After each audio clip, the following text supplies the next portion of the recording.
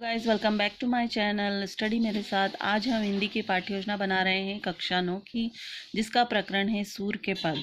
और यह हमारी पाठ्य योजना क्रमांक 19 है। गाइस अगर आपको इससे पहले की पाठ्य योजना चाहिए तो आप मेरे डिस्क्रिप्शन बॉक्स में लिंक देख सकते हैं और मेरे चैनल पर भी जा सकते हैं। चलिए स्टार्ट करते हैं। सबसे पहले आपको विद्यालय और छात्र अध्यापिका का नाम, फिर दिनांक, कक्षा, विषय, कालांश, समय अवधि लिखना है। प्रकरण लिखना है सूर के पद। सामान्य उद्देश्य इसमें इस तरह से आ जाएंगे।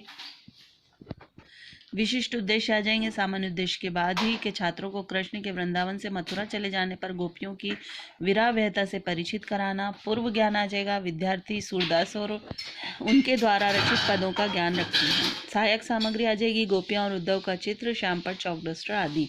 शिक्षण विधि आ जाएगा गायन विधि, पठन विधि, व्याख्यान विधि। प्रस्तावना प्रश्न में आ जाएंगे इस तरह से तालिका।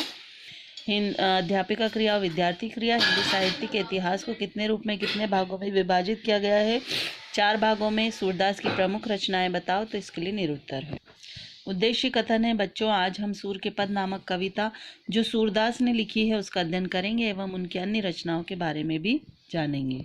आगे इस तरह से आपको प्रस्तुतिकरण की तालिका बनानी है। देखिए आपको इस तरह से सबसे शिक्षण बिंदु, फिर अध्यापिका व्यवहार और विद्यार्थी व्यवहार। तो कला सौंदर्य आ जाएगी। तुक निस्दिन बिसारे, विद्यार्थी ध्यानपूर्वक इसको सुनेंगे। अध्यापिका आदर्श वाचन करेगी एवं उसका अर्थ समझेगी।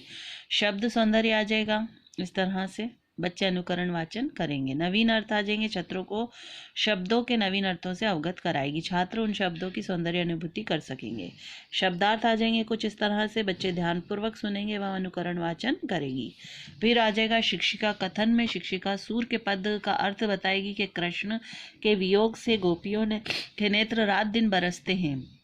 कृष्ण जब मथुरा चले जाते हैं तो गोपियों के ऊपर सदैव वर्षा ऋतु छाई रहती है। गोपियों के नेत्रों में काजल स्थिर रहता है, उसके द्वारा कपोल और हाथ काले हो जाते हैं।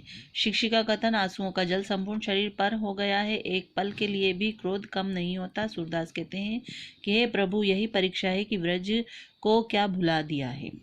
आदर्श वाचन फिर से होगा। फिर शिक्षिका कथन होंगे। गोपियां कृष्ण से कहती हैं, हे उद्धव, गोपाल के बिना कुंज शत्रु के समान प्रतीत होते हैं। शीतल लताएं तीक्ष्ण ज्वाला के देर के समान दिखाई देती है। यमुना व्यर्थ ही बहती है। वादियों का बोलना, कमलों का फूलना तथा ब्रह्मों का गुंजन भी व्यर्थ हो गया है। हवा, जल, कपूर तथा संजीवनी की तरह शीतल चंद्रमा की किरणें सूर्य जैसी प्रचंड होकर शरीर को भून रही है।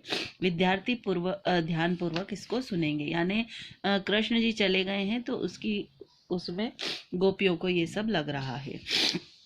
शब्दार्थ आ जाएंगे यहाँ पे देखिए आप 3। फिर रचनाएं आ जाएंगी। सूरदास की प्रमुख रचनाएं हैं सूरसागर, सरावली, साहित्य लहरी आदि सूरदास की प्रमुख रचनाएं हैं। विद्यार्थी इसको ध्यानपूर्वक सुनेंगे।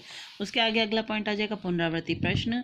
कृष्ण के वियोग में गोपियों के नेत्रों की रात दिन क्या स्थिति रहती है? गोपियों के नेत्रों में क्या स्थिर रहता है? संयोग के समय लताएं कैसी लगती हैं?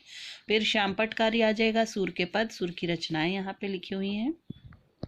फिर आ जाएगा गृह कार्य। सूर के पदों की वे पंक्तियां जो रोचक लगे उन्हें कंठस्थ कीजिए। छात्र अध्यापक हस्ताक्षर, विशेषज्ञ हस्ताक्षर, पर्यवेक्षक हस्ताक्षर। तो यहाँ हमारी पाठ्य योजना समाप्त हुई। उम्मीद करते हैं आपको हमारी पाठ्य योजना अच्छी लगी तो लाइक ज़्यादा से ज़्यादा शेयर करें। Thank you for watching.